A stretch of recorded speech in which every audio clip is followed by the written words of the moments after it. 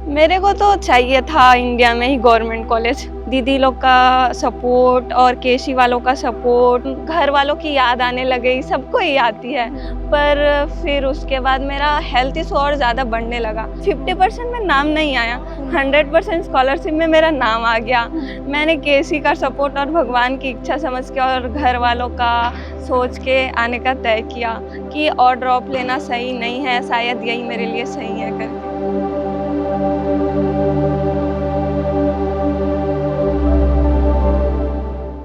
Hello everyone, my name is Priyanka Prasad. I am admission head in Kyrgyzstan admission centre. आज हम मिलने आए हैं हेमा पटेल से। कैसे हो बेटा? मैं बहुत अच्छी हूँ। एक बार अपना इंट्रोडक्शन देंगे आप? मेरा नाम हेमा पटेल है, मैं महासमुंद छत्तीसगढ़ से हूँ। ओके, कैसे लग रहा है हेमा? बहुत अच्छा।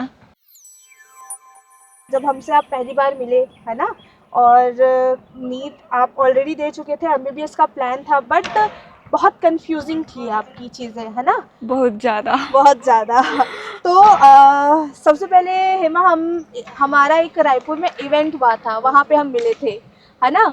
और वहाँ पे जब आप आए थे तो काफ़ी कंफ्यूज थे, क्या करना कैसे करना है, मतलब क्या चीज़ें थी? कुछ समझ ही नहीं आ रहा था। मैं तो इवेंट में मेरी दीदी के फोर्स करने पे आ गई थी। मेरी एक दीदी नेहा वर्मा है, वो यहाँ से पास आउट है। तो वो मेरे को बोली चल देखना कि क्या होता है, क्या है, तेरे को समझ आएगा, तेरे को अच्छा लगेगा तो चली जाना।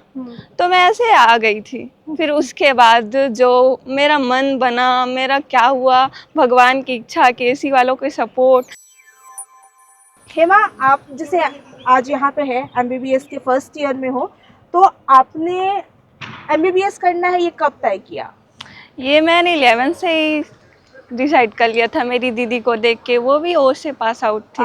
आपकी सिस्टर ऑलरेडी ओ ओस से में पास आउट थी। है। ओके, और आप कहाँ पे अभी? हाँ, जलालाबाद। जलालाबाद में हो, ठीक है। तो मतलब तब से आपका प्लान था मुझे एमबीबीएस करना है। तो जैसे ही आपने नीट वगैरह दिया, तब आपका फर्स्ट चीज़ें क्या था कि कहाँ से करना है, कैसे करना है? मेरे को तो चाहिए था इंडिया में ही गवर्नमेंट कॉलेज। चाहिए था। कितना अटेम्प्ट किए आपने? 2 अटेम्प्ट। 2 अटेम्प्ट्स। और सम अराउंड क्या स्कोर थे? 250 300, 300 मतलब इतने स्कोर थे, इतने ही बट थे। नहीं मिला। नहीं तो मिला। सडन आपने इंडिया को छोड़ के अब्रॉड का कैसे आप मतलब प्लान किए? मेरा प्लान तो यहाँ अब्रॉड आने का था ही नहीं। मेरा प्लान था एक और ड्रॉप लेने का। पर मैंने केशी इवेंट में गया, वहाँ चीज़ें देखी, सुनी, दीदी लोग का सपोर्ट और केशी वालों का सपोर्ट, ये सब चीज़ें देख के आने का डिसाइड किया। मतलब केसी इवेंट में तो बस ऐसे घूमने के लिए आ गई थी। मेरा कोई प्लान नहीं था यहाँ आने का। पर जैसे ही लोगों की बात सुन रही थी, और मैंने स्कॉलरशिप निकल रहा था ना उसमें। अच्छा, हाँ स्कॉलरशिप चीज़ें हाँ। थी वहाँ पे। तो 25% तक मैंने चीट में नाम डाला ही नहीं। फिर काजल मैम ने बोला अब आपको जाना होगा, नहीं जाना होगा, बाद में डिसाइड करना, एक बार चीट डाल के देखो, क्या पता नाम आ जाए, क्या पता आप चली जाओ। तो मैंने डाला, 50% में नाम नहीं आया, 100% स्कॉलरशिप में मेरा नाम आ गया।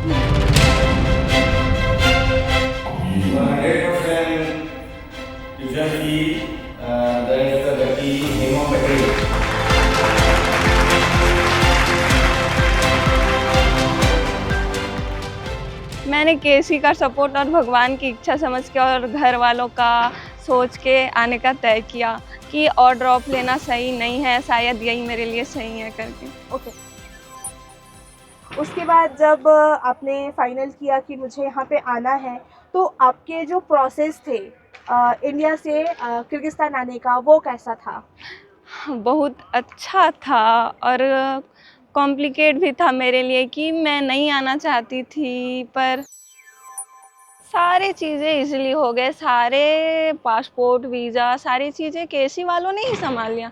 हमें कुछ लगा ही नहीं, बस हमें एक ही दिन फ़ोटो के लिए जाना पड़ा, बाकी पासपोर्ट के लिए बाकी और कुछ लगा। आए थे, बाकी आपका हो गया था। हो गया आराम से। आफ्टर जैसे कि ये प्रोसेस होने के बाद हम प्री डिपार्चर में मिले एक दिन पहले, हमारी जो फ्लाइट थी, उस दिन क्या फील कर रहे थे आप बहुत सारे लोगों को देखकर?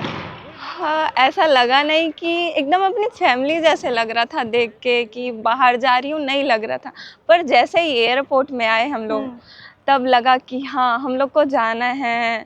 अब वहाँ अपनी जर्नी स्टार्ट करनी है, कैसे होगा, क्या होगा, खाना कैसे होगा, सारी चीज़ें माइंड में आ रही थी।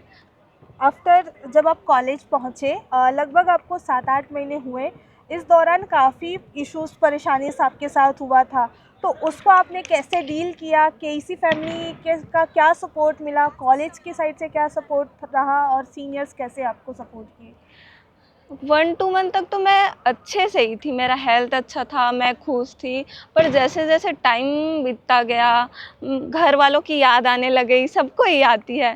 पर फिर उसके बाद मेरा हेल्थ इश्यू और ज़्यादा बढ़ने लगा, तो फिर कंडीशन बहुत ख़राब होने लगा। लेकिन यहाँ केसी वालों ने बहुत सपोर्ट किया, कॉल में बात करते थे। यहाँ के सीनियर्स, यहाँ जो हैं केसी वाले, वो सब हेल्प करते थे।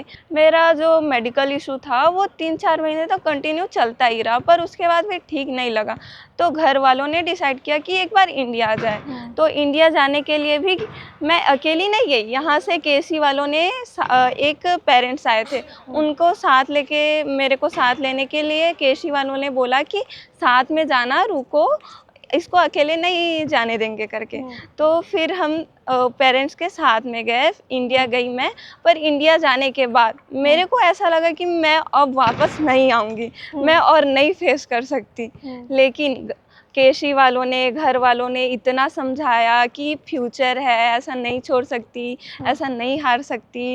फिर उसके बाद मैंने आने का डिसाइड किया, फिर मैं वापस आ गई। वापस कैसे आए? वापस अकेली आई मैं, हिम्मत करके? हिम्मत करके। तो मतलब आपने जो ये सारी चीज़ें फेस किया, नो डाउट अगर कोई बच्चा बाहर जा रहा है ना, तो आती है थोड़ी ना थोड़ी कुछ प्रॉब्लम आती है, और आपके साथ तो होम सिकनेस भी था और हेल्थ मेडिकल इशू इशू भी भी था, था। तो आपने उस चीज़ों को बहुत ब्रेवली चीज़ों को आपने कंटिन्यू किया।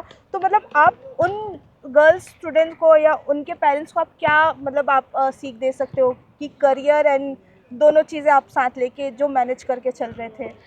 मेरा ड्रीम था एमबीबीएस करना, और मेरे को इसको कैसे भी करके करना था। तो मैंने अपना हिम्मत जुटाया और यहाँ आई, और अभी मैं बिल्कुल ठीक हूँ और कर रही हूँ। जैसे कि हेमा आपने बताया कि आपकी सिस्टर ऑलरेडी ओस से पास आउट है ना? और आप अभी है जलालाबाद में। तो आपकी सिस्टर जहाँ पे थी और आप यहाँ पे हैं, तो दोनों में आपको कोई डिफरेंसेस समझ आया उस कॉलेज में और यहाँ के कॉलेजेस में? यहाँ की पढ़ाई, फैकल्टी, सारी चीज़ें बहुत ही अच्छी है। मेरी दीदी ने बोला कि ओस से अच्छा जलालाबाद है, क्योंकि उनकी फ्रेंड यहाँ पढ़ी थी। तो उन्होंने कंपेयर किया कि ओस अच्छा है या जलालाबाद, तो उनके कहने पे मैंने यहाँ आया। वहाँ पे क्या-क्या आपकी दीदी को प्रॉब्लम्स आए थे? वहाँ पे हर चीज़ में फ़ी लेते थे, मॉड्यूल या फिर अपसेंटेज या फिर हर एक चीज़ में ले लेते थे। मतलब बहुत दिक्कत आती थी, डिमांड करते थे डिमांड करते थे कि जैसे कि आपने जैसे बताया कि वहाँ पे हर बात पे फ़ी लिया जाता था। अगर कोई स्टूडेंट नहीं देता था तो उनके ऊपर क्या एक्शन होता था? एक्सपेल या फिर स्टॉप कर देते थे। ओके, तो फिर सिस्टर ने रिकमेंड किया कि आप यहाँ जाओ, ऑलरेडी उनकी फ्रेंड पढ़ चुकी थी तो कंपेयरिंग हुआ ताकि था। मेरे को कोई दिक्कत ना हो ना आगे हो। चल के। ओके। और कंसल्टेंसी भी बहुत अच्छी है करके सपोर्ट। आपकी दीदी को सपोर्ट मिला था उनके जो भी ऑर्गेनाइजेशन नहीं, उनको कंसल्टेंसी? तो बहुत ही ज़्यादा दिक्कत हुआ था। उनका 5th ईयर का कोर्स था, 6 ईयर लग गए थे। कंसल्टेंसी वगैरह वगैरह, उनको एक दिन बाहर रहना पड़ा था। क्यों?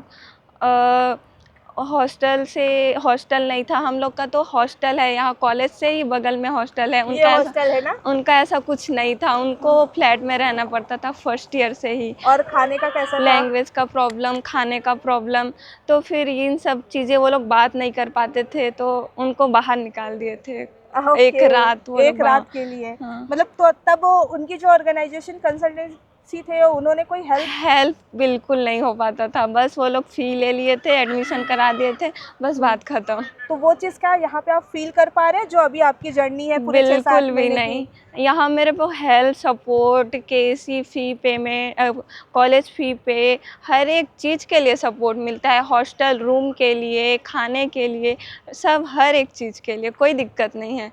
कोई दिक्कत यही है ना आपका हॉस्टल? हाँ, यही है। और ये यही है यहाँ पे मैं। आपका कैंपस है? हाँ। ये सब क्या है? ये लॉन्ड्री है, ये सब बच्चे हमारे ही हैं गर्ल्स के, ये हमारा Laundry का option लॉन्ड्री है है। यहाँ पे? हाँ अच्छा, मतलब लॉन्ड्री वाला ऑप्शन मतलब बहुत कम कॉलेजेस में मतलब देखा हाँ जाता है ना। हाँ।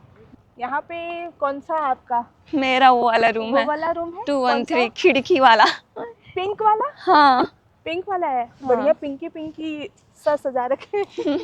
आपके रूम में कौन कौन है साथ में? हम लोग 4 रूममेट रहते हैं। कौन कौन है? प्रांजलि, आसिफा, अंकिता। ओके, मजा आ रहा है उनके साथ? बहुत मजा। मेरे कैसे है वो रूममेट्स भी roommates? अच्छे हैं, बहुत और अच्छे। आपके सीनियर्स सीनियर्स भी बहुत हेल्पफुल है यहाँ। हेल्पफुल है? सबसे ज्यादा कौन हेल्प किया आपका अभी तक? प्रीति दीदी, जेवा दीदी, और आजू बाजू के पाकिस्तानी दीदी भी बहुत हेल्प करती है।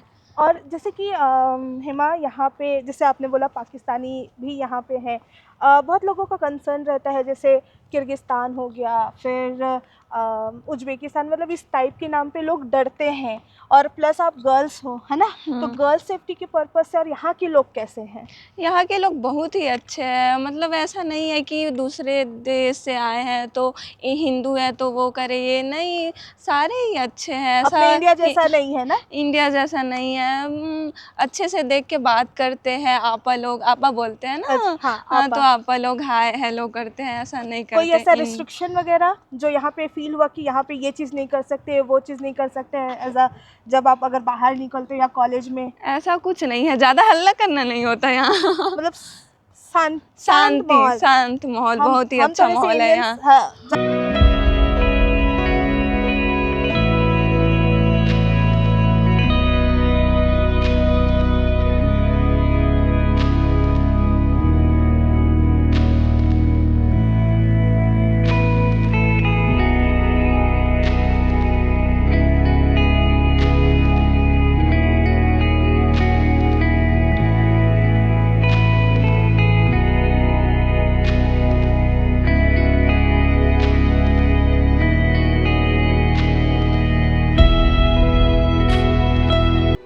इस कॉलेज के अलावा दूसरी जगह पे पढ़ रहे हैं? ऐसा नहीं जानती मैं। नहीं जितने भी जानते हैं, मैंने तो यहीं आने का सजेस्ट, मेरी दीदी ने, मैंने यहीं आने का मतलब suggest- आपका माइंडसेट वैसा था ही नहीं नहीं ना कि- अब्रॉड को हाँ। लेकर? पहला ऐसा एक्सपीरियंस था कि आप यहाँ हाँ। पे आए हो और वो एक्सपीरियंस लिए हो, है ना। घर में ऑलरेडी आपकी दीदी हैं, बट मेरे को देख के मेरे रिलेटिव से एक आया है, क्या नाम है उनका? दीपक। दीपक।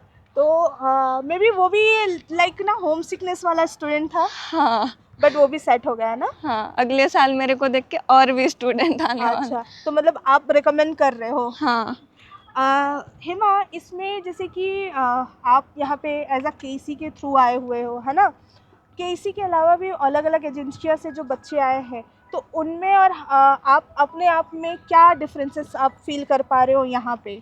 केसी वाले बोल देने से कोई दिक्कत ही नहीं आता, फ़ी के लिए तो और भी ज़्यादा कोई दिक्कत ही नहीं आता। अगर मेरा सपोर्ट तो बहुत ही ज़्यादा था यहाँ, या इंडिया में प्रियंका मैम, काजल मैम, यहाँ ज्ञान भैया और सागर भैया, हेल्थ को लेके बहुत ज़्यादा सपोर्ट था। घर जाने से लेकर घर आने, यहाँ आने तक का, यहाँ डॉक्टर के पास ले जाने तक का, हाल चाल पूछने का, सब बहुत ही अच्छा था। मेरे को ऐसे अकेले फील होने ही नहीं दिए लोग कि तो- मैं बाहर हूँ। ओके, तो अपकमिंग आने वाले जितने भी girls, as a girls child जो है, या जो जिनकी बेटियां हैं, उनको आप क्या कहना चाहोगे? आपने इतनी चीज़ों को मतलब अपने आप से लड़ के, हिम्मत करके आप यहाँ पे स्टैंड कर रहे हो, है ना, तो उनको आप क्या संदेश देना चाहोगे? मैं चाहूँगी कि अपने सपने को पूरा करो। हेल्थ ठीक हो जाएगा, वो हो जाता है,